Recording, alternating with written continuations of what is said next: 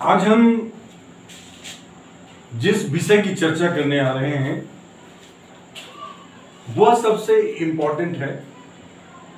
वो इसलिए क्योंकि तीन ही चीजों से ये पूरी सृष्टि बनी है। वो है व्यक्ति, वस्तु या स्थान।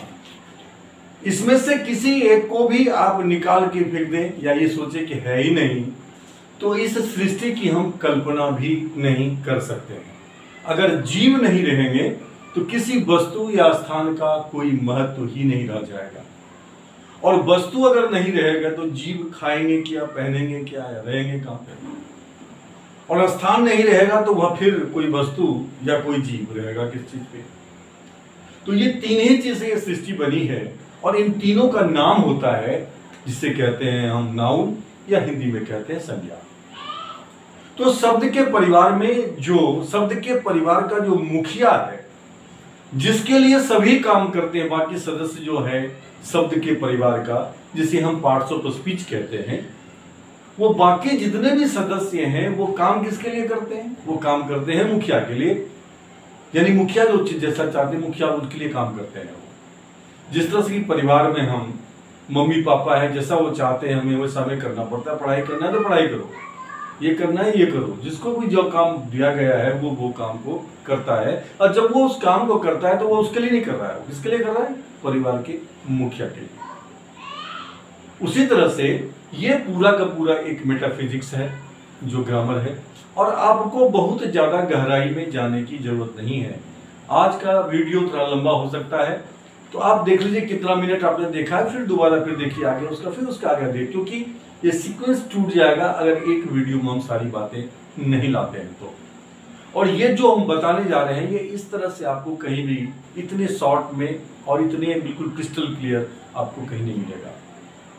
और फिर इतना जान लेने के बाद आपसे कभी भी, क्योंकि सेंटेंस का जो बेसिक स्ट्रक्चर है वो हम करा ही रहे हैं, अभी तो मेन चल रहा है जो टेंस से रिलेटेड है उसका, ये खत्म हो जाएगा 2-3 एपिसोड के बाद। फिर हम पेरिफेरल स्ट्रक्चर पर आएंगे। लेकिन वाक्य का स्ट्रक्चर कोई भी क्यों नहीं हो, हमें जो 7 मेंबर हैं वर्ड के फैमिली के, जिसे हम पार्ट्स ऑफ स्पीच कहते हैं, जो वाक्य के अंदर आते हैं, तो उनमें से प्रत्येक जो है वो क्या क्या कार्य करता है और वाक्य में उसका कौन कौन सा निश्चित स्थान है कि वो सिर्फ वहीं आएगा और वो कहीं आ ही नहीं सकता। ये यदि आपको पता रहेगा तो आपसे गलती से भी कभी कोई गलती नहीं होगी, ना बोलने में ना ही लिखने में। इसलिए ध्यानपूर्वक सिर्फ आप सुनेंगे, विद एग्जाम्पल, उदाहरण के साथ आपको हम बताएंगे। आपकी लिसनिंग ठीक होनी चाहिए और आपका ध्यान होना चाहिए और एक एक चीज को समझने की जरूरत है। ये आज जो मैं बताने जा रहा हूं, जो भी समय लगे इसको पूरा करने में, 1 घंटा 1.5 घंटा जो भी समय लगे, लेकिन ये मान के चलिए कि ये अंग्रेजी ग्रामर का जो आधार है उसका निचोड़ है, जिससे आपसे गलती होने की कहीं कोई गुंजाइश नहीं बचेगी। तो सबसे पहले ध्यान करें, प्रत्येक पार्ट्स ऑफ स्पीच का जो है काम क्या है, वो क्या काम करता है। और दूसरा कि सेंटेंस में से प्रत्येक का निश्चित स्थान है, वो निश्चित स्थान क्या क्या है। सबसे पहला जो है वो है नाउन।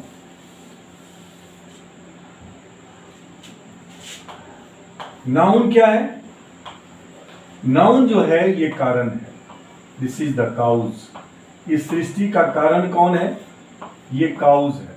और जो काउज है वो ही सब्जेक्ट हो सकता है। जो कारण है वही सब्जेक्ट हो सकता है, सब्जेक्ट और कोई नहीं हो सकता है। तो ये कारण है और बिना कारण का इस सृष्टि में कुछ भी नहीं है। अगर कहीं पे कुछ प्रभाव दिखाई दे रहा है आपको तो उसके पीछे कारण है, बिना कारण का प्रभाव हो ही नहीं सकता। सो प्रत्येक प्रभाव के पीछे जो कारण है वो है नाउन। ये नाउन क्या है?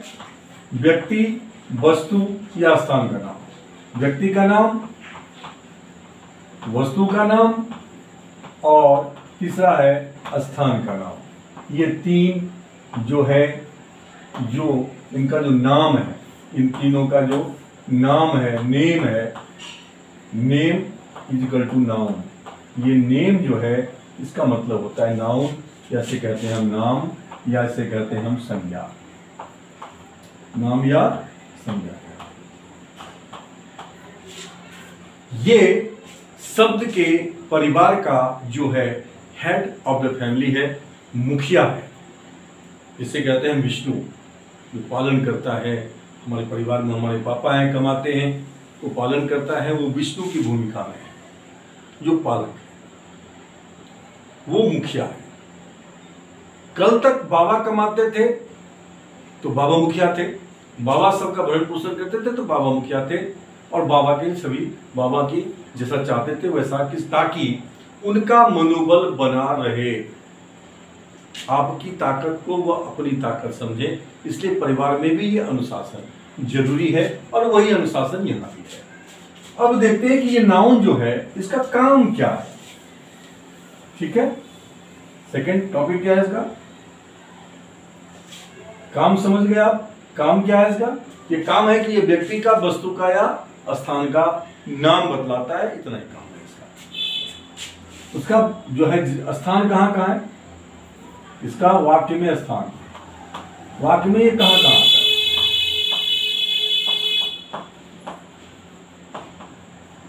ये वही यहीं आ सकता है जहां जहां मैं बता रहा हूं। पहला है कि ये सब्जेक्ट बनकर आता है, सब्जेक्ट के स्थान पे, सब्जेक्ट के स्थान पर। Ram pledge cricket, pledge cricket, या राम इज ए बॉय, या गीता इज ए गर्ल। ठीक है, ये राम जो है ये सब्जेक्ट है। बिना सब्जेक्ट का कोई वाक्य नहीं बन सकता, और कोई वाक्य अगर हमने इससे पहले आपको बताया है जहां सब्जेक्ट नहीं था, तो यकीन मानिए चाहे तो वहां सेकंड पर्सन छुपा होगा सब्जेक्ट के रूप में, या फर्स्ट पर्सन छुपा होगा। जैसे क्या करूं, बताया है आपको ये स्ट्रक्चर, कहां जाऊं, क्या करूं, कब सोऊं, वगैरह वगैरह। तो वहां पे कोई सब्जेक्ट तो नहीं था, लेकिन वो छुपा कौन है, कौन कह रहा है, मैं कह रहा हूं। क्या करूं मतलब मैं क्या करूं, आई छुपा हुआ है, सो जाओ, स्लीप। सब्जेक्ट कौन है वहां पे, यू है। यू कौन है, सर्वनाम, प्रोनाउन। प्रो मतलब जो नाउन की जगह पे आता है, उसकी अपनी कोई औकात नहीं होती। जो शब्द नाउन के स्थान पे आता है, प्रो हो गया, यानी उसके बदले में आता है, उसका काम ये नाउन को ही बतलाता है, उसका अपना कोई वजूद नहीं है। सेकंड जो मेंबर जिसकी चर्चा हम करेंगे अभी। तो पहला आता है ये सब्जेक्ट के स्थान पर, दूसरा आता है ये कॉम्प्लीमेंट के स्थान पर। कॉम्प्लीमेंट क्या होता है, ये जब वाक्य में मुख्य क्रिया नहीं हो, याद रखिएगा इसको, कि जब किसी सेंटेंस में मेन वर्ब नहीं हो, मेन वर्ब नहीं हो, मेन वर्ब नहीं हो, ये तभी आएगा। तो हेल्पिंग वर्ब के बाद, हेल्पिंग वर्ब के बाद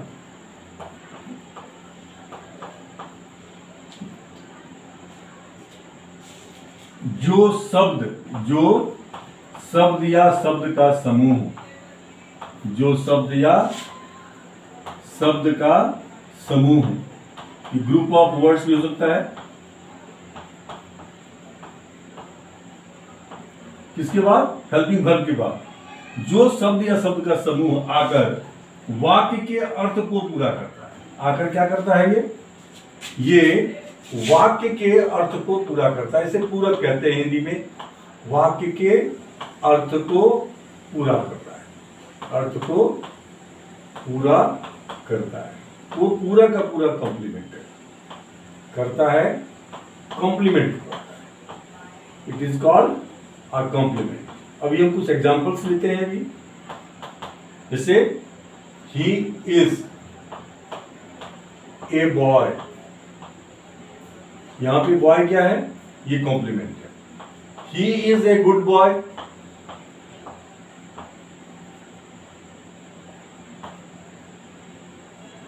इसमें गुड बॉय कॉम्प्लीमेंट है। तीसरा है ही is a very good boy. इसमें ये पूरा का पूरा ये और ये पूरा का पूरा कॉम्प्लीमेंट है। ही इज गुड वो अच्छा है, ही इज गुड ये एडजेक्टिव है गुड, लेकिन ये वाक्य के अर्थ को पूरा कर रहा है तो ये भी कॉम्प्लीमेंट है। ठीक है, कॉम्प्लीमेंट में ये ध्यान रखना है कि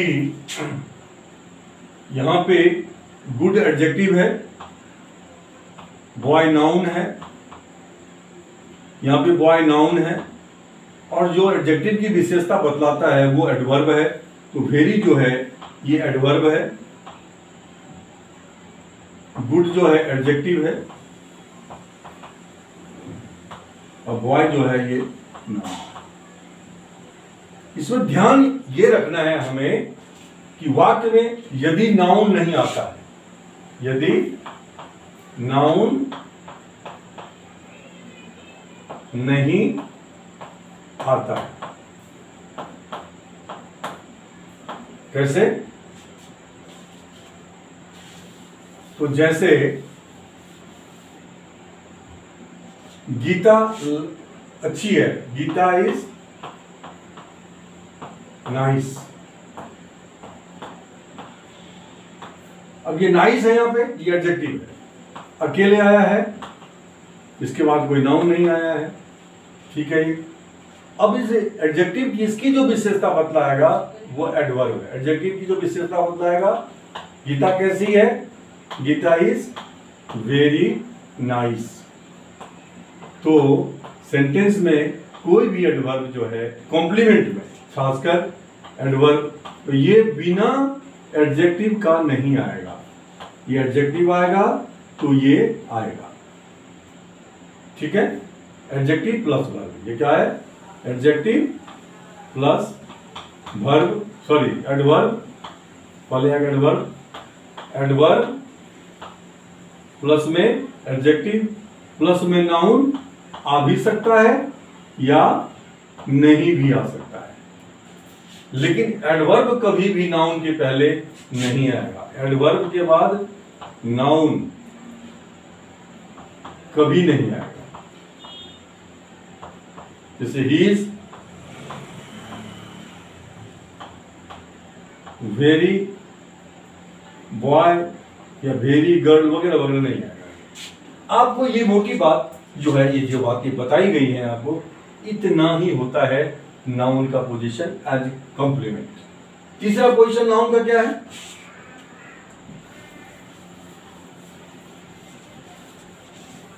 ये पहला पोजीशन सब्जेक्ट बनकर, दूसरा पोजीशन कॉम्प्लीमेंट बनकर, और तीसरा पोजीशन होता है इसका वाक्य में थर्ड जो पोजीशन है ये है कि ऑब्जेक्ट के स्थान पर, ऑब्जेक्ट के स्थान पर।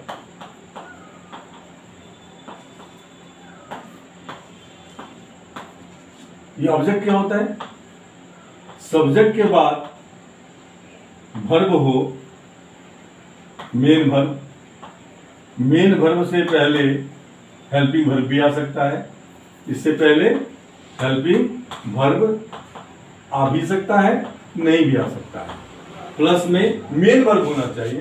तो मेन वर्ब के बाद जो भी नाउन या प्रोनाउन,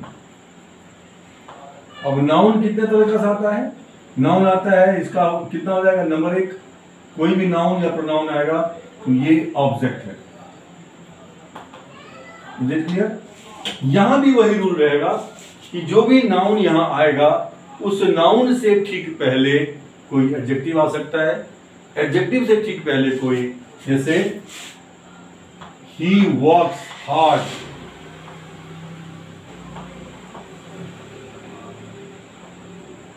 ये हार्ड जो है बताता है कि वो काम कैसे करता है, एक्शन कैसे करता है, तो एक्शन की भी जो विशेषता बतलाता है वो भी एडवर्ब है।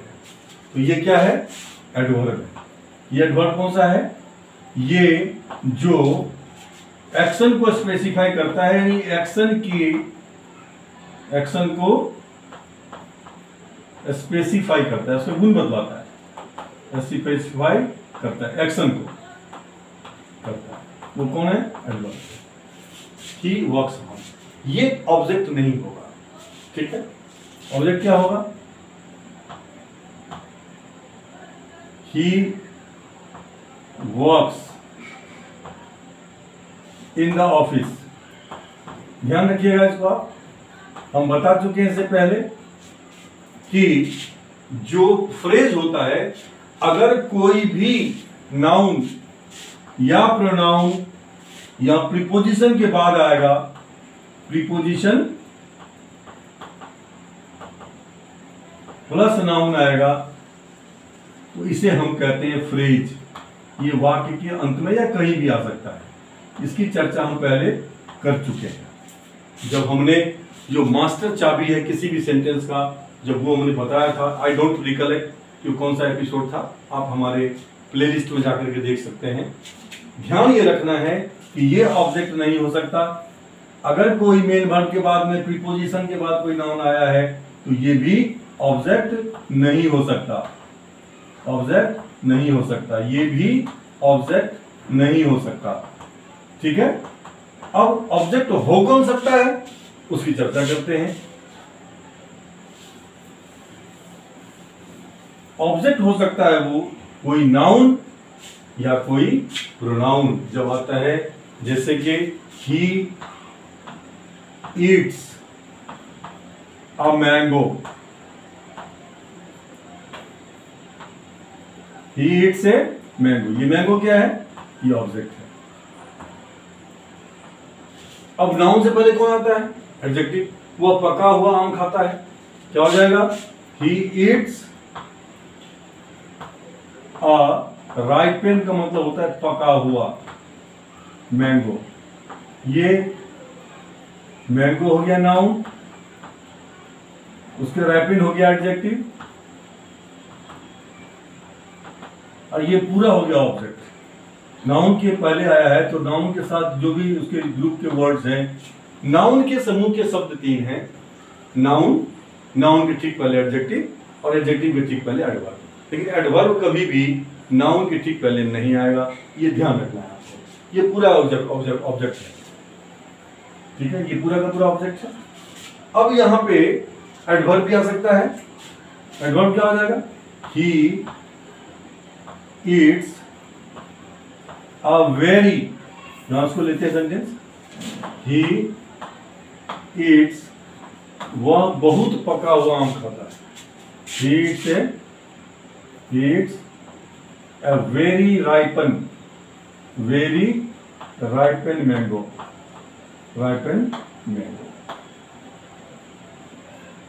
मैंगो हो गया नाउन, उसकी विशेषता कौन बतला रहा है? राइपेन।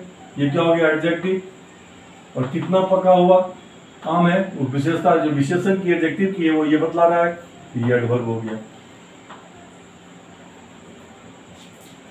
तो ये इसे कहते हैं हम कि नाउन के समूह के शब्द। नाउन के साथ जो आने वाले शब्द हैं वो है एडजेक्टिव, एडवर्ब।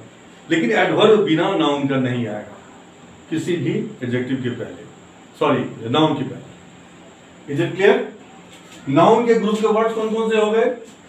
नाउन के ग्रुप के वर्ड्स हैं noun, adjective and adverb. Position क्या है कि एडवर्ब जो है कभी भी नाउन के पहले नहीं आएगा, एडजेक्टिव के ही पहले आएगा। ये हमें ध्यान रखना है। चौथा स्थान इसका क्या है? चौथा स्थान है, ये आता है फ्रेज में। ये फ्रेज क्या होता है? ये बचपन से सुनते आए हैं, फ्रेज फ्रेज फ्रेज। अब ये सिंपल फ्रेज जो होता है, याद रखिए कि कोई भी प्रीपोजिशन है, कोई भी प्रीपोजिशन है, ठीक है, उस प्रीपोजिशन के ठीक बाद कोई भी नाउन है या प्रोनाउन है, नाउन या उसके समूह के शब्द, उसका समूह। नाउन का समूह कौन कौन है? नाउन का समूह है एडजेक्टिव और एडवर्ब, जो उसके पहले। ये ध्यान रखना है, इसे कहते हैं फ्रेज। ये फ्रेज कहां आ सकता है? I walk in the morning, ये लास्ट में आता है सेंटेंस। लेकिन ये कहीं भी आ सकता है सेंटेंस, याद रखिए आप इसको कहीं भी आप लगा सकते हैं। लेकिन अगर ये लास्ट में नहीं आ रहा है, अगर कोई शुरू में आ रहा है, क्या हो जाएगा यहाँ पे इन द मॉर्निंग, लेकिन इसका कॉमा लग जाएगा। इन द मॉर्निंग जब बोलेंगे आप तो रुकेंगे फिर आप थोड़ा सा। आई वॉक, ये भी करेक्ट है। अगर हम इस फ्रेज को सब्जेक्ट के बाद रखें तो हो जाएगा आई कॉमा, तब 2 कॉमा लगेगा, आई इन द मॉर्निंग, ये भी गलत नहीं, इन द मॉर्निंग वॉक। इसको आप कहीं भी फिट कीजिए, आप फिट कर सकते हैं, लेकिन ध्यान ये रखना है कि जो रुकना है, कॉमा का मतलब है थोड़ा सा पॉज देना है, जो कॉमा कहते हैं उसको, तो ये ध्यान रखना है आपको। ये तीनों ही सेंटेंस करेक्ट है।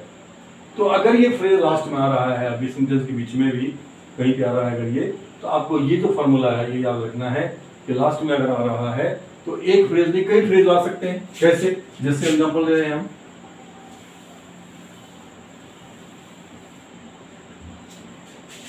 मैं I get up at 5 AM या 5 o'clock, ठीक है, ऑन मंडे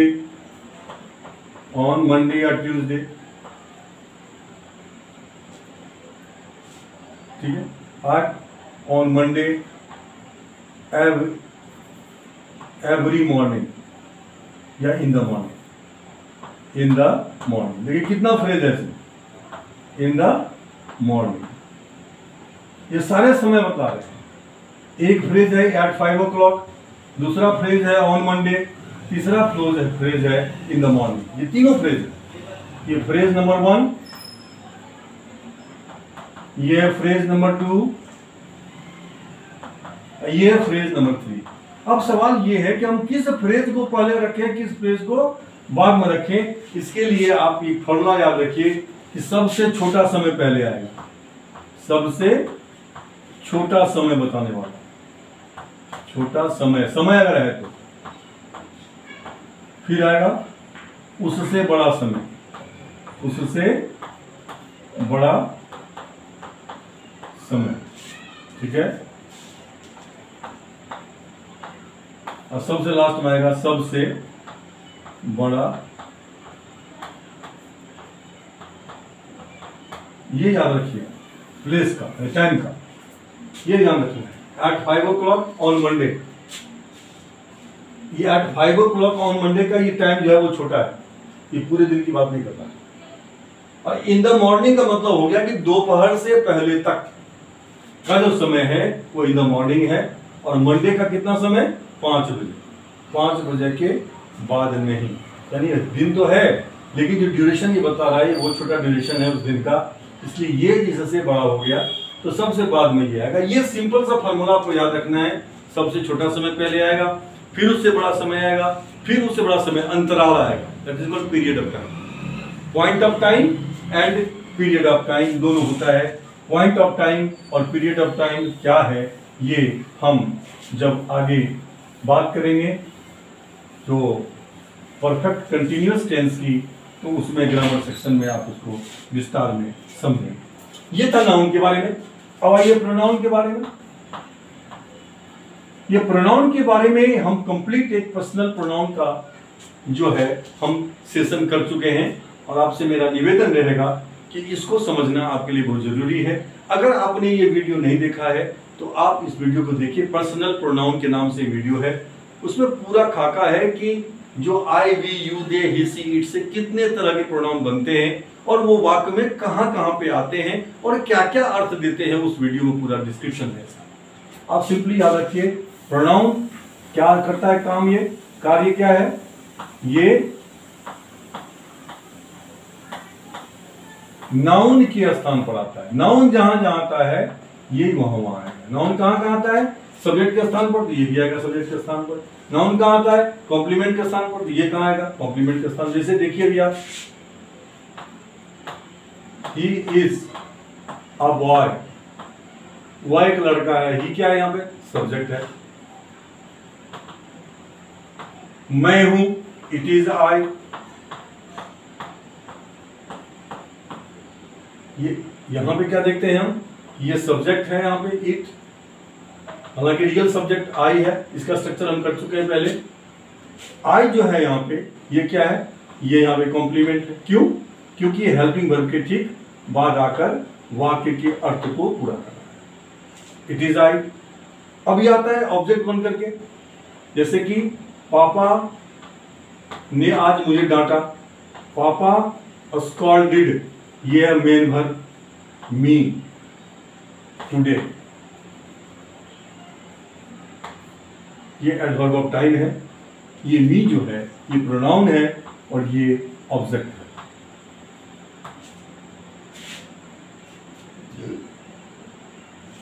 हम कहते हैं, नेक्स्ट आइए फ्रेज पे, उसके साथ बहुत समस्या है। There is many, there are many problems. अब समझिए, ये प्रॉब्लम्स नाउन है, ये मेनी जो है ये adjective, adjective of number, indefinite number, adjective of indefinite number, adjective है जो नाउन के पहले आया। There are many problems with him, उसके साथ बहुत समस्या है। ये विथ हिम क्या है, ये प्रीपोजिशन के ठीक बाद आया है प्रोनाउन, तो प्रीपोजिशन के ठीक बाद नाउन आए चाहे प्रोनाउन आए वह फ्रेज है, तो वो फ्रेज है सेंटेंस के अंदर। तो जहां जहां नाउन आता है वहां वहां प्रोनाउन आता है, क्योंकि प्रोनाउन आता ही नाउन के जगह पर है। ये 4 स्थान हो गए इसके। एक एडिशनल है इसका कि इसका जो स्थान है वाक्य में वो जब कोई प्रोनाउन नाउन के ठीक पहले आता है, प्रोनाउन नाउन के ठीक पहले आता है, नाउन के ठीक पहले आता है। ये 5वां स्थान है जो नाउन के पास नहीं है, ठीक है। नाउन के ठीक पहले कोई नाउन नहीं होता है। हाँ, राम्स ब्रदर कहेंगे आप, उसमें अपॉस्ट्रोफी लगा हुआ तो संबंध बताता है, Ram's the brother of Ram, ठीक है। जब कोई नाउन प्रोनाउन नाउन के ठीक पहले आता है तो वह एडजेक्टिव, तो वह क्या है, एडजेक्टिव हो जाता है, एडजेक्टिव का काम करता है। कैसे, अब एग्जांपल देखते हैं हम। एडजेक्टिव का काम करता है कैसे, ये याद रखना है आपको। जैसे कि she is my sister, she is my sister, ये क्या बतला रहा है, संबंध। सिस्टर क्या है, नाउन, माई क्या है, प्रोनाउन। लेकिन ये सिस्टर नाउन के ठीक पहले आ रहा है, ये क्या बतला रहा है, ये बतला रहा है रिलेशन। इसे कहेंगे हम रिलेशन बतलाने वाले प्रोनाउन को जब वह नाउन के ठीक पहले आता है उसे कहते हैं हम रिलेटिव एडजेक्टिव। तो ये रिलेटिव प्रोनाउन जो है ये रिलेटिव एडजेक्टिव हो जाएगा। इसकी चर्चा हम प्रोनाउन का जब हमने ग्रामर सेक्शन में किया था, इससे पहले के एपिसोड को देखेंगे आप प्रोनाउन वाले, उसमें इस टोटल एक्सप्लेन किया था मैंने। यहाँ पे क्या बता रहा है, ये रिलेटिव, रिलेशन बता रहा है, इसलिए रिलेटिव एडजेक्टिव। और this is my book, this is my book, यहां भी माई जो है क्या देखते हैं हम, ये बुक जो है ये क्या है, ये भी नाउन है, लेकिन ये वस्तु है। और ये क्या बतला रहा है, इसका अधिकार, इसे कहते हैं पजेसिव, ये पोजीशन बतला रहा है, उस पर अधिकार बतला रहा है कि ये मेरी किताब है, मैं चाहूं उसे बेच दूं, मैं चाहूं उसे जला दूं। लेकिन यहां पे वो बात है, यहां पे बात नहीं है, sorry. She is my sister में रिलेशन बतला रहा है, रिलेटिव एडजेक्टिव है, और यहां पे ये उसका अधिकार, स्वामित्व बतला रहा है कि इसमें मेरा अधिकार है, मैं चाहूं बेच दूं, मैं चाहूं उसे जला दूं।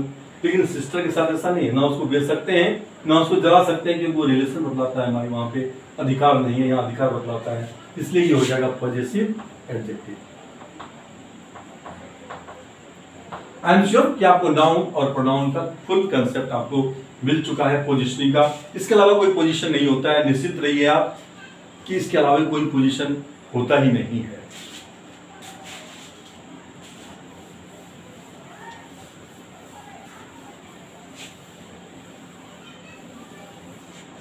तीसरा है थर्ड, ये है एडजेक्टिव।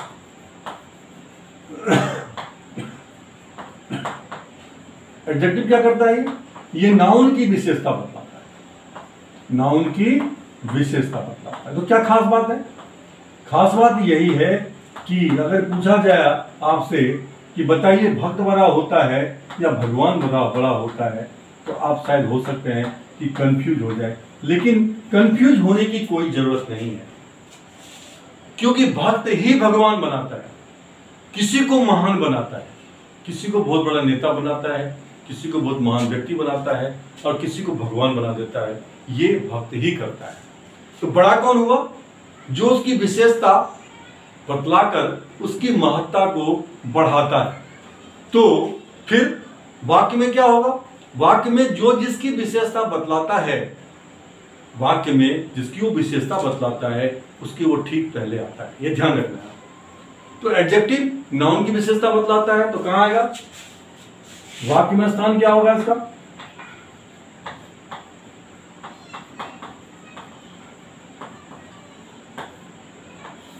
पहला, कॉम्प्लीमेंट के रूप में यह अकेला आ सकता है। कॉम्प्लीमेंट के रूप में, यानी कि हेल्पिंग वर्ब के बाद ये अकेला भी आ सकता है, में अकेला भी आ सकता है। कैसे?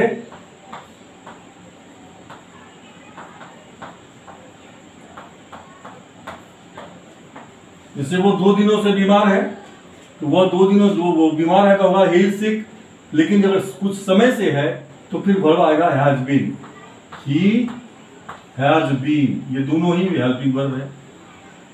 यहाँ है सिक, ये सिक क्या है? एडजेक्टिव। एडजेक्टिव बन के आया यहाँ पे, लेकिन किसके बाद आया है? ये आया है हेल्पिंग वर्ब के बाद। तो हेल्पिंग वर्ब के बाद आया तो क्या हो जाएगा? ये हो जाएगा कॉम्प्लीमेंट। कॉम्प्लीमेंट कितने दिनों से है?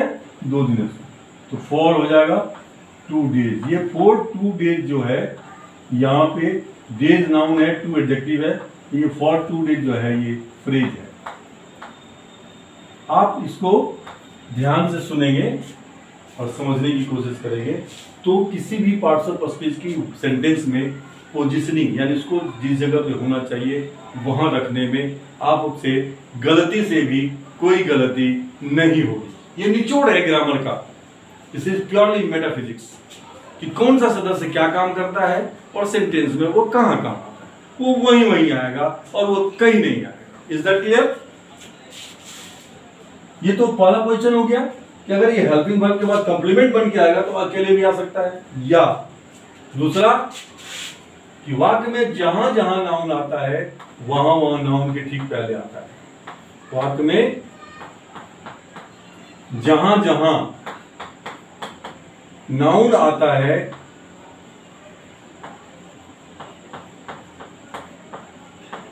वहां वह नाउन के ठीक पहले आता है। वहां वह नाउन के ठीक पहले आता है। नाउन के ठीक पहले आता है।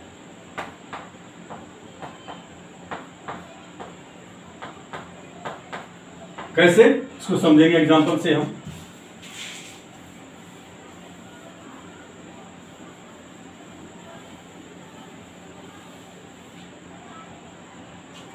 पहला है सब्जेक्ट। अच्छा लड़का कभी विवाद में नहीं पड़ता है। अच्छा लड़का, ए गुड बॉय, ए गुड बॉय, यहां गुड एडजेक्टिव है, बॉय नाउन है। देखिए यहां पे आज सब्जेक्ट आया है, ए गुड बॉय ये एडजेक्टिव है और ये दोनों मिलकर के सब्जेक्ट।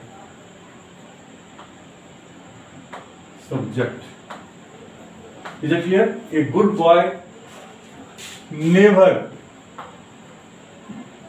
becomes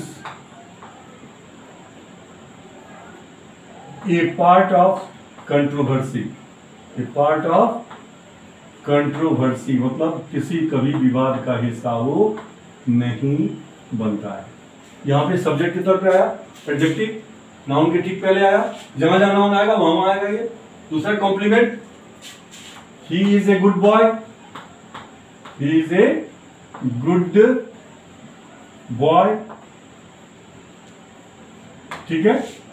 यहां पे क्या है, एडजेक्टिव है प्लस में नाउन है ए। दूसरा क्या हो जाएगा, ही is a very good boy, very good boy, ये एडजेक्टिव प्लस नाउन कॉम्प्लीमेंट है। यहां पे एडवर्ब के बाद एडजेक्टिव, एडजेक्टिव के बाद नाउन, ये पूरा का पूरा कॉम्प्लीमेंट है। ऐसे भी आ सकता है, एडजेक्टिव एडवर्ब के ठीक बाद आएगा, एडजेक्टिव से पहले एडवर्ब आएगा और एडजेक्टिव के बाद में नाउन आएगा। या ऐसा भी हो सकता है तीसरा केस कि ही इज वेरी गुड, वह बहुत अच्छा है। यहां कोई और नाउन नहीं है, यहां पे क्या है, एडवर्ब है और प्लस में क्या एडजेक्टिव है, ये भी कॉम्प्लीमेंट है। क्लियर? ये तीन सिचुएशंस होती हैं, ए, बी और सी। अकेला एडजेक्टिव आएगा नाउन के पहले, या एडजेक्टिव के पहले एडवर्ब आएगा और एडजेक्टिव के बाद में नाउन आएगा। तीसरा क्या है कि नाउन नहीं आएगा तो एडजेक्टिव के पहले एडवर्ब आ सकता है। अकेला एडवर्ब है, कभी भी नाउन के पहले नहीं आता है, ये याद रखना। ये तीन सिचुएशंस होती है कॉम्प्लीमेंट के रूप में, ठीक है। तीसरा क्या है, तीसरा है कि नाउन आता है ऑब्जेक्ट की जगह पे, तो ऑब्जेक्ट की जगह पे क्या होगा, ये नाउन के पहले आएगा। कैसे आएगा, तो ही इट्स, अभी एग्जांपल लिए थे हम, he it's a ripen mango, ripen mango पका हुआ आम खाता है। यहां क्या देख रहे हैं हम, एडजेक्टिव प्लस यहां क्या है, नाउन। ये क्या है, दोनों मिलकर, ये दोनों मिलकर है ऑब्जेक्ट, क्योंकि ये मेन वर्ब के बाद आया है। क्या है ये मेन वर्ब है। मेन वर्ब के बाद जो भी नाउन या प्रोनाउन आता है वो जो है नाउन या नाउन के समूह का शब्द या प्रोनाउन आता है तो वह जो है ऑब्जेक्ट कहलाता है, ये मेन वर्ब है। दूसरी स्थिति क्या हो सकती है कि नाउन के ग्रुप में जो और कौन सा वर्ड है, एडवर्ब है, तो हो जाएगा he it's a very ripen mango, बहुत पका हुआ, वेरी राइपन मैंगो। वेरी क्या हो गया, एडवर्ब, राइपन क्या हो गया, एडजेक्टिव, और मैंगो क्या हो गया, नाउन। ये पूरा क्या हो गया, कॉम्प्लीमेंट, सॉरी ऑब्जेक्ट। क्यों है ये ऑब्जेक्ट, क्योंकि ये पूरे के पूरे जो ग्रुप ऑफ वर्ड्स है ये मेन वर्ब इट्स के बाद आया है, इसलिए ये ऑब्जेक्ट है और ऑब्जेक्ट में है। तो पहला कॉम्बिनेशन ये हो गया, दूसरा कॉम्बिनेशन ये हो गया, और तीसरा कॉम्बिनेशन क्या होगा, तीसरा जो है वो है किस चीज का, वो है जो फ्रेज बनकर आता है। ये पोजीशन समझ गया, ये है ऑब्जेक्ट के रूप में। ये क्या है, ऑब्जेक्ट, जहां जहां नाउन आता है मेन वर्ब के बाद वो ऑब्जेक्ट है, और जहां जहां नाउन आता है वहां वहां एडजेक्टिव आता है। ये हमने तीन पोजीशन देखा। चौथा पोजीशन देखिए आप, फ्रेज में। फ्रेज में भी नाउन आता है, प्रीपोजिशन प्लस नाउन, क्या हो जाएगा, on a fine morning, on a fine morning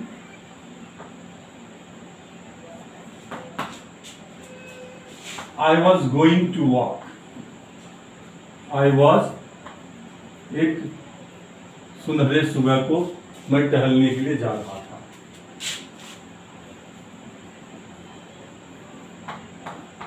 फिर दूसरा सेंटेंस शुरू कीजिए। ये क्या है, यहाँ पे ये फ्रेज है। फ्रेज में फाइन क्या है, एडजेक्टिव है। मॉर्निंग क्या है, नाउन है। यहाँ पे on a very fine morning भी बोल सकते हैं आप, जिसके पहले एडवर्ब आ जाएगा। प्रोनाउन के इतनी ही पोजीशंस होते हैं सेंटेंस में, और कौन कौन से पोजीशंस होते हैं उसके लिए आप जो प्रोनाउंस का जो हमारा एपिसोड है, पर्सनल प्रोनाउंस से कितने तरह के प्रोनाउन बनते हैं, उनका रूप क्या होता है, हिंदी में वो क्या क्या अर्थ देते हैं, और वाक्य में उनका स्थान किन किन अर्थों में कहाँ कहाँ होता है, उस एपिसोड को आप जरूर देखें। वहाँ से आपको बहुत मदद मिलेगी और जो कुछ भी कंफ्यूजन आपकी बची हुई है वो कंफ्यूजन आपकी खत्म हो जाएगी। ये था तीसरा। चौथा है एडवर्ब। एडवर्ब क्या होता है? जो शब्द नंबर 1 एडजेक्टिव की विशेषता बतलाता है। एडजेक्टिव की विशेषता बतलाता है।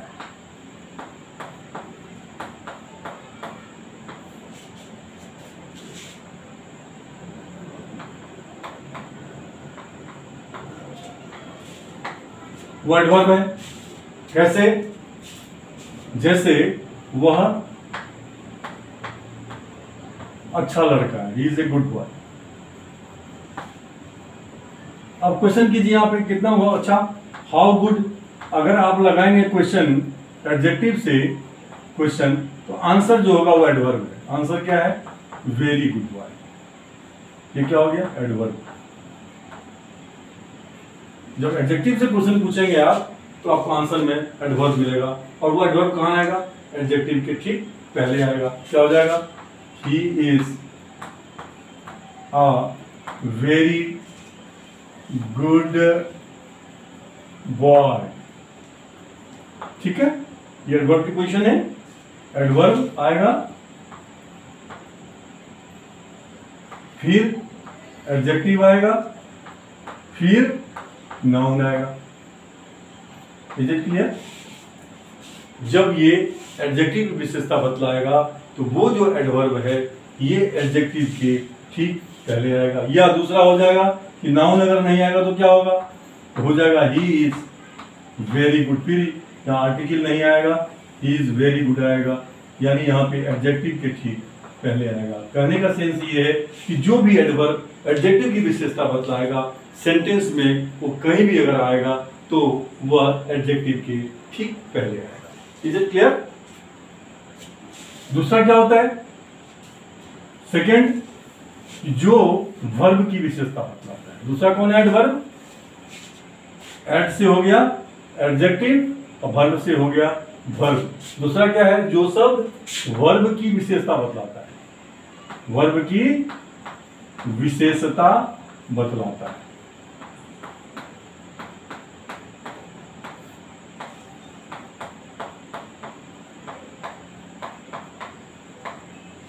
ठीक है, जैसे ही रन्स, वह दौड़ता है। अब क्वेश्चन पूछिए मेन वर्ब से, हाउ डज ही रन, वो कैसे दौड़ता है? How does he run. Answer में जो आएगा वो एडवर्ब है। आंसर में कौन आएगा? फास्ट। ये क्या है? एडवर्ब। ये पहला एडवर्ब, यानी ये पहला एडवर्ब है जो नाउन की विशेषता बतलाता है। इसके बाद कोई अगर एडवर्ब इसके साथ आएगा या उसके पहले है जो भी इसकी विशेषता बतलाएगा। अब सेकंड क्वेश्चन पूछिए आप, हाउ फास्ट। हाउ फास्ट, कितना तेज। किससे क्वेश्चन पूछ रहे हैं आप? एडवर्ब से। तो एडवर्ब से जब आप क्वेश्चन पूछेंगे, एडवर्ब 1 है ये, एडवर्ब 1 से जब क्वेश्चन पूछेंगे आप तो एडवर्ब 1 के क्वेश्चन का जो जवाब आएगा, ठीक है। यहां ध्यान ये रखिए कि वर्ब का जो विशेषता बतलाता है, वर्ब की जो विशेषता, वर्ब क्या है? एक्शन, विशेषता बतलाता है।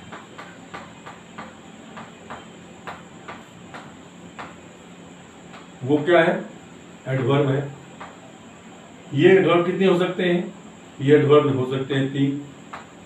एडवर्ब 1, एडवर्ब 2, एडवर्ब 3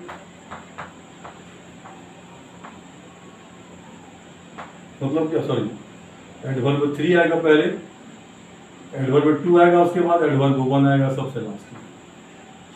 यानी पहला जो एडवर्ब है ये किसका विशेषता बतलाता है, वर्ब का।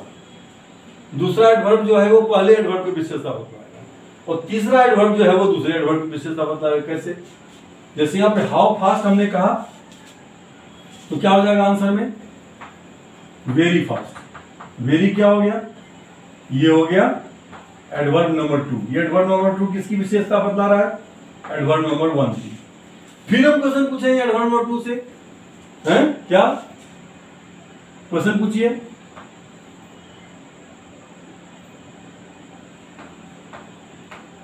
वेरी में हाउ मच, कितना अधिक, हाउ मच कितना अधिक, उसका भी आंसर आएगा वेरी।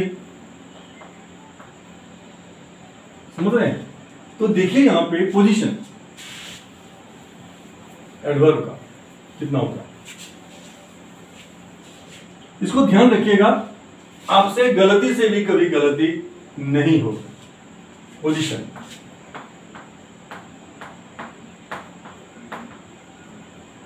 पहला क्या होगा, सब्जेक्ट प्लस हेल्पिंग वर्ब। ये हो भी सकता है, नहीं भी हो सकता है। मेन वर्ब तो आएगा ही आएगा, बिना मेन वर्ब का तो वर्ब की विशेषता बतलाने वाला कोई वर्ड आएगा नहीं। इसके बाद क्या आएगा, यहां आएगा एडवर्ब 3। ये हो भी सकता है, नहीं भी हो सकता है। फिर आएगा एडवर्ब नंबर 2, ये हो भी सकता है, नहीं भी हो सकता है। फिर आएगा एडवर्ब नंबर 1, सॉरी यहां आएगा एडवर्ब नंबर 1, यहां आएगा एडवर्ब नंबर 3, ठीक है, एडवर्ब नंबर 1, ठीक है। अब देखते हैं इसको कि सेंटेंस कैसे, जैसे यहां पे क्या है, वह ही रन्स फास्ट। ये फास्ट क्या है, एडवर्ब नंबर 1। फिर हम क्वेश्चन पूछते हैं कितना फास्ट, तो ही रन्स, कौन विशेषता बतलाएगा, जो उसका आंसर आएगा कितना फास्ट, वेरी। तो वेरी जो है ये हो गया adverb number 2, adverb number 2 plus में आ जाएगा fast, he runs very fast. अब फिर क्वेश्चन पूछेंगे कितना कितना अधिक, कितना बहुत, उसका आंसर हो जाएगा he runs very very fast, he runs very very fast. ये हो गया एडवर्ब 3, ये विशेषता बतला रहा है इसे एडवर्ब नंबर 2 का, एडवर्ब नंबर 2 विशेषता बतला रहा है एडवर्ब नंबर 1 का। ये पहला पोजीशन है, इसका यही सीक्वेंस है। उसके अलावा जो है, जो किसी भी वर्ड के आगे ly लगा रहता है तो ये पहचान है एडवर्ब का, जो इस तरह से आ सकता है। पहला पोजीशन ये होगा, ऐसे आएगा ये। दूसरा, ये पहला पोजीशन है, ध्यान दीजिएगा। दूसरा उसे कहते हैं एडवर्ब ऑफ फ्रीक्वेंसी, जो उसकी आवृत्ति बतलाता है कि कितनी बार। जैसे यहां पे जो है एडवर्ब कहां आएगा, एडवर्ब पहला हेल्पिंग वर्ब, पहले हेल्पिंग वर्ब के ठीक बाद आता है, हेल्पिंग वर्ब के दूसरा पोजीशन है इसका, सेकेंड के ठीक बाद आता है।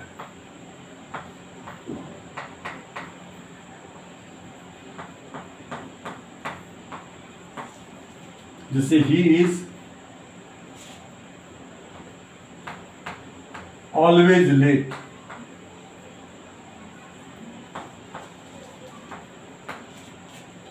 ही इज ऑलवेज लेट, वह अक्सर मेरे घर आया करता, जगह he would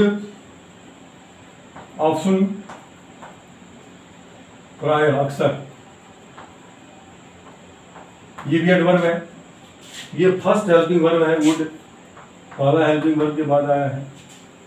come to my house, come to my house, is it clear? ये जो है हेल्पिंग वर्ब के कौन सा हेल्पिंग वर्ब? पहला हेल्पिंग वर्ब के ठीक बाद आ सकता है। तीसरी स्थिति क्या है कि यदि वाक्य में हेल्पिंग वर्ब नहीं हो, वाक्य में हेल्पिंग वर्ब ना हो, हेल्पिंग वर्ब ना हो। एक एक पॉइंट को आप ध्यान से सुनेंगे, एग्जाम्पल को देखेंगे, फिर हम इसके लिए एक अलग सेशन, एक अलग एपिसोड लेके आने वाले हैं कि कितने तरह के एडवर्ब हैं, उनका अर्थ क्या होता है और उनसे कितने तरह के सेंटेंस बनते हैं। ये इंग्लिश स्पीकिंग प्रैक्टिस में आपको हम करवाने वाले हैं बाद में, टेंस के सारे खत्म होने के बाद।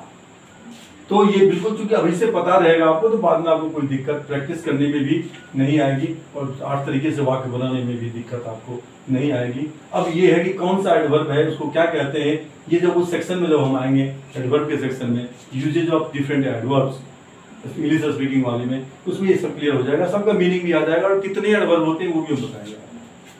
अब यहाँ पे क्या है, ना हो तो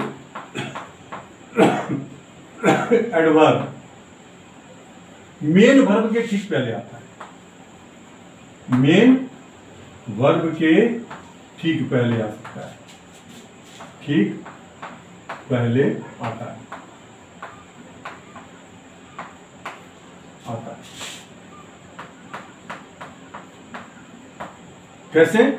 जैसे उसने जानबूझकर मेरी बेइज्जती की। जिस वर्ड के आगे एलवाई लगा हुआ है उसमें से अधिकतर वर्ड जो होते हैं एडवर्ब होते हैं। क्या? उसने मेरी जानबूझकर, उसने मेरी जानबूझकर बेइज्जती की, उसने मेरी जानबूझकर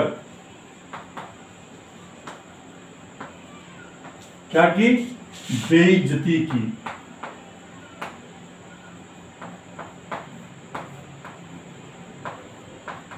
पास्ट टेंस में है, पास्ट इंडेफिनिट में है, तो उसने बेइज्जती की, क्या हो जाएगा? ही इंसल्टेड। किसकी? मेरी। इंसल्टेड मेन वर्ब है, उसके बाद जो आएगा जो प्रोनाउन मेरी, ये हो जाएगा मी। अब ये इंसल्टेड के जो ठीक पहले है हम यहां पे लगा देंगे क्या? डेलिबरेटली, जानबूझकर, डेलिबरेटली। ये चाहे तो यहां आएगा इसके ठीक पहले, या और ऑब्जेक्ट आफ्टर ऑब्जेक्ट, या ऑब्जेक्ट के बाद, ऑब्जेक्ट के ठीक बाद। दूसरा सेंटेंस क्या हो जाएगा? हो जाएगा ही इंसल्टेड मी डेलिबरेटली, ही इंसल्टेड मी। ऑब्जेक्ट है ये, ऑब्जेक्ट के ठीक बाद आएगा डेलिबरेटली। ये दोनों ही सेंटेंस करेक्ट हैं, ये दो ही पोजीशन इसके होंगे। अगर मेन ऑब्जेक्ट है सेंटेंस में तो अगर कोई बाद में आता है तो वो आएगा ऑब्जेक्ट के बाद, और अगर ऑब्जेक्ट नहीं है तो ये जो एडवर्ब है ये आएगा वर्ब के ठीक बाद, अगर उस वर्ब की विशेषता बताता है। These are the two positions. I am sure ये आपको क्लियर है। ये दूसरा हो गया। तीसरा हो गया। चौथा पोजीशन जो एडवर्ब का होता है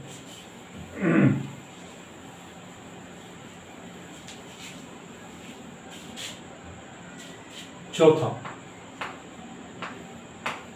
उसे कहते हैं adverb of time. Adverb of time जो समय को बतलाता है, ऑफ टाइम। क्या होता है? नाउ, टुडे, टुमारो, ठीक है, देन ही टोल्ड मी, जो कुछ भी है, वगैरह वगैरह। इसकी चर्चा हम विस्तार में करेंगे जब हम आपको एडवर्ब के बारे में, एक एक एडवर्ब के बारे में बतलाएंगे, उसके अर्थ के बारे में बतलाएंगे और वो सेंटेंस में कहाँ आता है तो बतलाएंगे। ये याद रखिए कि एडवर्ब ऑफ टाइम जो होता है ये सब्जेक्ट के पहले भी या सब्जेक्ट के ठीक पहले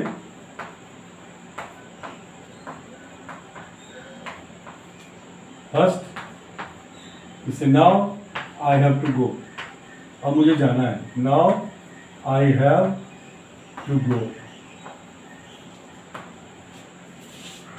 नाउ पहले आया है, सब्जेक्ट के ठीक पहले।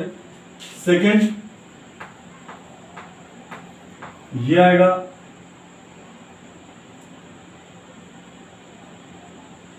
जो वर्ब है प्लस एडवर्ब आएगा, adverb of time, adverb of time. You can go now, अब तुम जा सकते हो। ये क्या हो गया, ये वर्ब के बाद आया एडवर्ब नाउ। तीसरा होता है इसका कि ऑब्जेक्ट के ठीक बाद, किसके बाद होता है ये होता है ऑब्जेक्ट। ऑब्जेक्ट जब कब आएगा, जबकि मेन वर्ब आएगा तब ऑब्जेक्ट है, और वर्ब से पहले सब्जेक्ट आएगा। ऑब्जेक्ट प्लस में एडवर्ब ऑफ टाइम।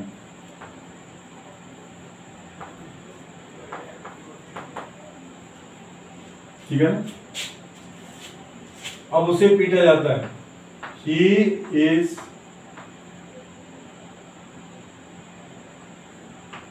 वो उसको अब डांट रहा है, ही इज स्कॉल्डिंग, उसको डांट रहा है। हिम हो गया ऑब्जेक्ट, ये क्या है ऑब्जेक्ट, इसके ठीक पहले है। नाउ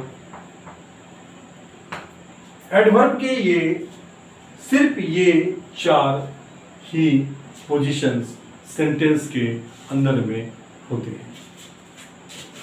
अब नेक्स्ट पे आ रहे हैं प्रीपोजिशन।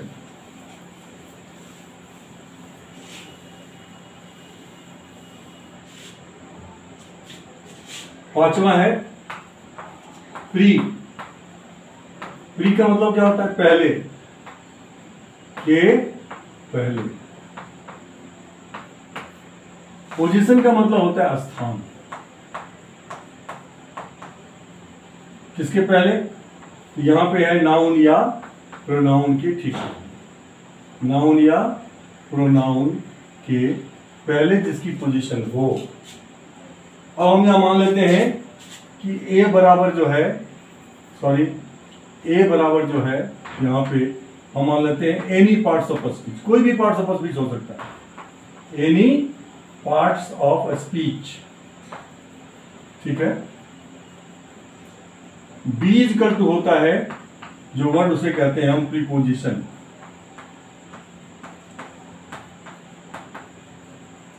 और सी होता है कोई नाउन या प्रोनाउन। इसको समझिएगा, ये निचोड़ है प्रीपोजिशन का जो बता रहा हूं मैं आपको, क्योंकि जो प्रीपोजिशन वर्ब के बाद आता है उसके बाद कुछ नहीं आता है, उसे कहते हैं हम एडवर्बियल फ्रेज। याद रखिएगा, उसे कहते हैं एडवर्बियल फ्रेज। जबकि किसी मेन वर्ब के ठीक बाद कोई आता है, क्या कहते हैं प्रीपोजिशन, उसके बाद कुछ नहीं आता है, उसे एडवर्बियल फ्रेज कहते हैं। यहां पे अब क्या करेगा ये बी का काम क्या है, बी का काम है कि ये नाउन या प्रोनाउन के ठीक पहले आता है। इसके पहले आता है नाउन या प्रोनाउन के ठीक पहले आएगा। क्या करेगा ये जो इसके पहले कोई भी पार्ट्स ऑफ स्पीच आया, ये प्रीपोजिशन है। ठीक है। ये इसका काम है कि उस नाउन या प्रोनाउन के साथ जिसके पहले ये आ रहा है, जो इसके पहले आने वाला कोई भी पार्ट्स ऑफ स्पीच है, एनी पार्ट्स ऑफ स्पीच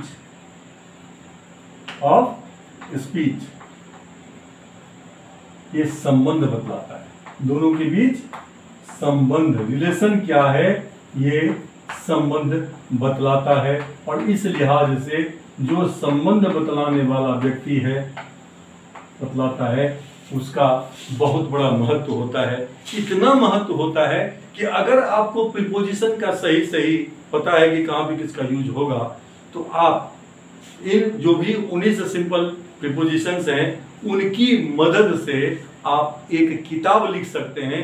अगर आपके पास में मात्र 1600 से 1800 वर्ड हो और प्रीपोजिशन का यूज आता हो, तो आप एक नॉवेल लिख सकते हैं। इस प्रीपोजिशन का इतना महत्व है, क्योंकि ये संबंध बतलाता है। बिना संबंध बतलाए कैसे आप जो है ना एक दूसरे को रिलेट करेंगे, इसका काम ये है। अब देखते हैं एग्जाम्पल सर कैसे करता है ये।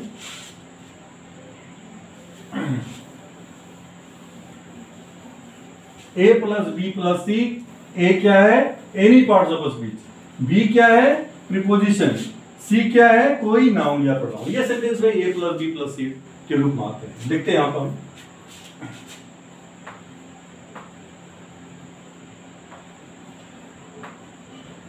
Ram gave up smoking, Ram ने सिगरेट पीना छोड़ दिया। ये स्मोकिंग जो है ये नाउन है, ये क्या है जीरंड। हम जीरंड के चैप्टर में इसकी चर्चा कर चुके हैं कि जब वर्ब जो है नाउन के स्थान पे आता है या वह एडजेक्टिव की जगह पे आता है तो वह नॉन फाइनाइट होता है। इसका मतलब है सिगरेट पीना, उसने सिगरेट पीना छोड़ दिया। सिगरेट पीना क्या है, ये जीरंड है। जीरंड कौन है, वर्ब का वो एनजी रूप जो कि नाउन के स्थान पे आता है। ठीक है, ये सिगरेट पीना उसने छोड़ दिया, ये क्या है नाउन। अब क्या है, ये है प्रीपोजिशन, ये सी है, ये बी है। गेव क्या है वर्ब, ये क्या है एनी पार्ट्स ऑफ स्पीच। ठीक है ना, ये वर्ब जो है ये ए है। ए प्लस बी प्लस, यानी कि ये बी जो है अप जो है ये स्मोकिंग और गेव दोनों के बीच रिश्ता बता रहा है, यानी वर्ब के और नाउन के बीच रिश्ता बता रहा है। अब देखिए सेकंड एग्जांपल,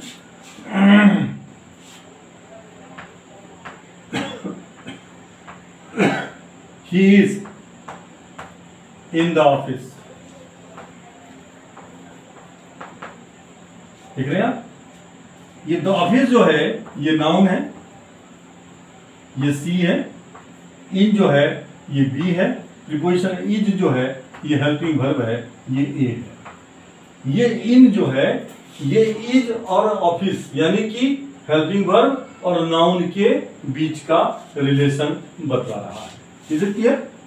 इन क्या है यहाँ पे प्रीपोजिशन, किसके बीच है ये हेल्पिंग वर्ब और नाउन के बीच। उससे पहले कौन सा था, वर्ब और नाउन के बीच। ठीक है, अब नेक्स्ट देखिए, शी इज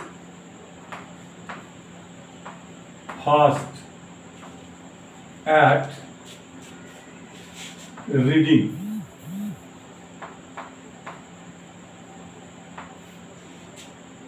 फास्ट क्या है यहाँ पे एडजेक्टिव है, ये वर्ब नहीं है। क्यों नहीं है एडवर्ब ये, क्योंकि ये मेन वर्ब की विशेषता नहीं बतलाता है। जो मेन वर्ब की विशेषता बतलाता है वो एडवर्ब है। यहाँ पे ये एडजेक्टिव, ये एडजेक्टिव है। एट क्या है, ये प्रीपोजिशन है। रीडिंग क्या है, नाउन है।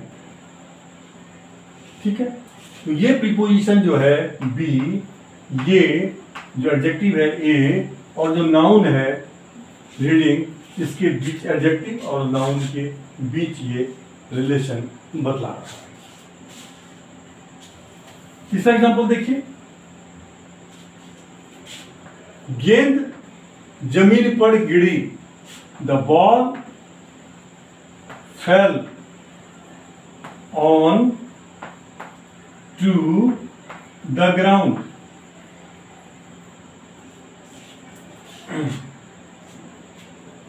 अब ये फेल जो है इससे कोई मतलब नहीं है। यहां देखिए ये प्रीपोजिशन है,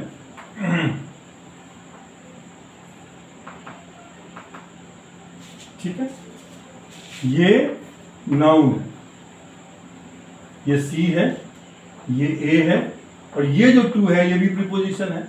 लेकिन ये किस पोजीशन पे है, ये है बी पोजीशन, यानी संबंध बतलाने वाला प्रीपोजिशन है। ये हो गया बी।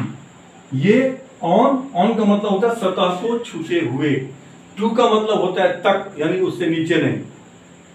तो the ball fell on to the ground में ये प्रीपोजिशन ऑन और नाउन जो है ग्राउंड, या प्रोनाउन भी हो सकता है यहाँ पे, ऑन टू द ग्राउंड। यहाँ पे ये प्रीपोजिशन, और इस तरह से जो है किसी भी पार्ट्स ऑफ स्पीच के ठीक बाद अगर कोई प्रीपोजिशन किसी नाउन या प्रोनाउन के पहले आता है तो वो दोनों के बीच संबंध बतलाता है। तो इससे आपको जो है पोजिशनिंग में दिक्कत नहीं होगी।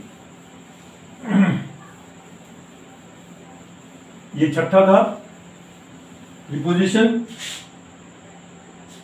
Noun, pronoun, adjective, verb, adverb, preposition. छठा। सातवां कंजंक्शन, ये लास्ट है क्योंकि आठवां जो है इंटरजेक्शन वो वाक्य के अंदर में नहीं आता है, वाक्य से बाहर आता है। और वाक्य से बाहर जितने भी इंटरजेक्शंस आते हैं उस पर कंप्लीट एक एपिसोड होगा कि कौन सी अभिव्यक्ति देने के लिए या कौन सी चीज को व्यक्त करने के लिए हम इंटरजेक्शन का, किस इंटरजेक्शन का प्रयोग करते हैं, उसका अर्थ क्या होता है, वो अलग एपिसोड होगा। वो हम अलग एपिसोड में ये जो टेंस वाले जितने भी स्ट्रक्चर्स हैं वो खत्म हो जाते हैं। जब पेरिफेरल स्ट्रक्चर बनाएंगे तब आपको हम वो बताएंगे। सातवां क्या है? कंजंक्शंस।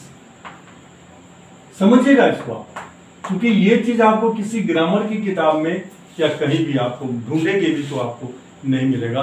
और ये पोजीशन आपको पता हो, सबका काम पता हो और सेंटेंस और पोजीशन पता हो तो आपको हमेशा आनंद आएगा, क्योंकि आपसे गलती से भी किसी भी वर्ड को रखते समय सेंटेंस में आपसे गलती से भी गलती नहीं होगी। उसके अतिरिक्त बिना डिटेल्स में गए हुए आप ये बता सकते हैं कि ये नाउन है, ये प्रोनाउन है, ये एडजेक्टिव है, ये वर्ब है, ये एडवर्ब है, ये प्रीपोजिशन है, ये कंजंक्शन है। Is it clear?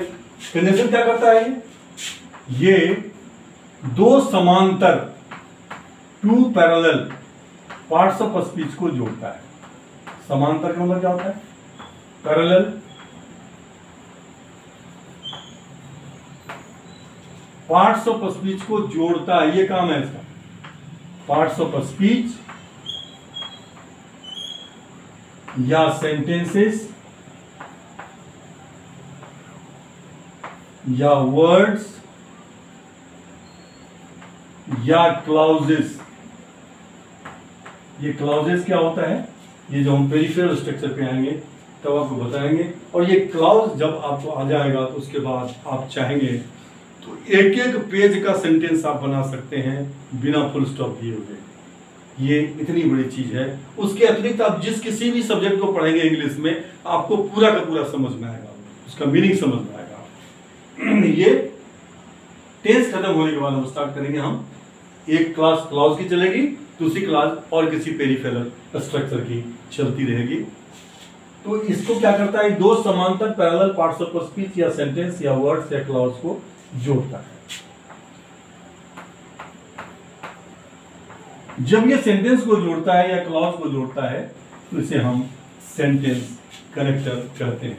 और यदि ये दो पार्ट्स ऑफ स्पीच को या वर्ड्स को जोड़ता है पैरेलल, पैरेलल का मतलब क्या होता है कि नाउन को नाउन से या नाउन को, क्योंकि प्रोनाउन और नाउन एक ही चीज है, प्रोनाउन से या प्रोनाउन को नाउन से या प्रोनाउन को प्रोनाउन से, ये हो गया पैरेलल। एक ही है नाउन प्रोनाउन जोड़ता है। कैसे?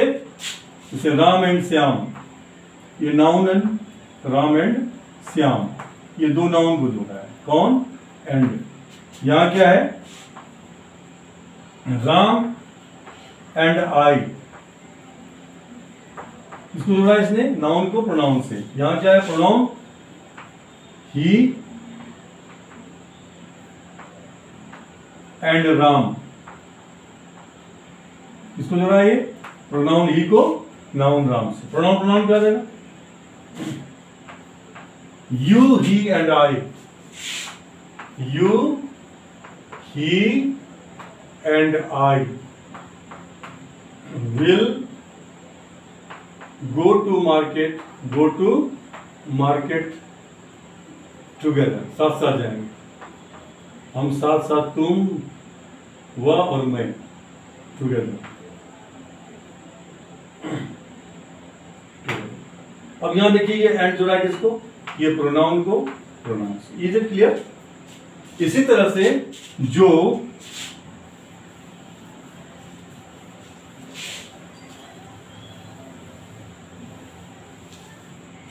दूसरा देखिए आप, ही इज, वह है, और या, ये कंजंक्शन इसको जो है दो हेल्पिंग वर्ब, ही इज और वॉज ए डॉक्टर, वह है या था, क्या था, वह डॉक्टर है या था, ए डॉक्टर। किसको जोड़ रहा है ये, हेल्पिंग वर्ब को हेल्पिंग वर्ब से, ठीक है। वर्ब को he sings and dances together, वह एक साथ गाता भी है और नाचता भी है। ये एंड किसको जोड़ा है, ये है मेन वर्ब को मेन वर्ब से, पैरेलल हो गया, मेन वर्ब से जोड़ा है इसने। ये क्या है, ये है कंजंक्शन, ठीक है। अब देखिए इसके बाद एडवर्ब को एडवर्ब से कैसे जोड़ेगा,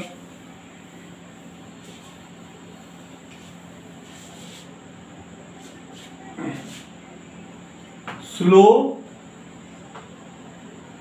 एंड स्टीडी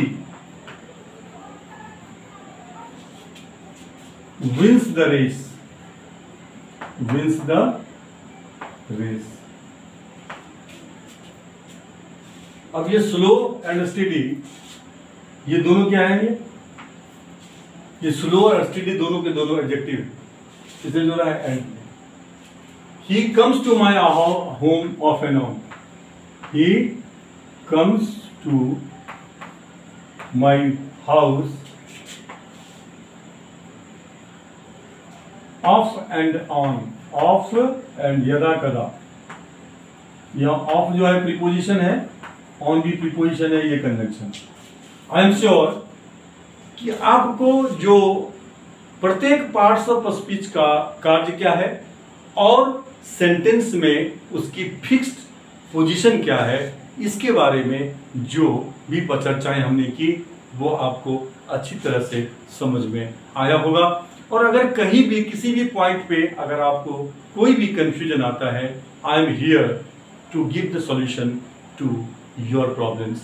आपकी जो ज़रूरत है उसकी पूर्ति के लिए हम आपके लिए आते हैं, इसलिए प्लीज़ डोंट हेजिटेट, बिल्कुल भी मत हिचकिचाइए। और कमेंट्स कॉलम में आपकी कोई प्रॉब्लम है, जहाँ कहीं कंफ्यूजन है, कुछ भी है, आप उसको मेंशन कीजिए। और आप यकीन रखिए कि आप जो कमेंट्स में देंगे उसमें अगर मुझे अलग से कोई वीडियो बनाने की जरूरत पड़ गई तो आपके लिए हम अलग से वीडियो भी बनाएंगे। जो पहली बार आए हैं और वो इस वीडियो को देख रहे हैं, आपसे मेरा निवेदन है कि अगर आपको जो हमारा प्रेजेंटेशन है और प्रेजेंटेशन ऑफ कंटेंट्स है, स्टाइल ऑफ टीचिंग है, ये नेचुरल टीचिंग है जो हम बोर्ड पे आपको बतलाते हैं और उससे आप संतुष्ट होंगे, आपको आनंद आया होगा और आपके दिमाग में कोई भ्रम नहीं रहेगा।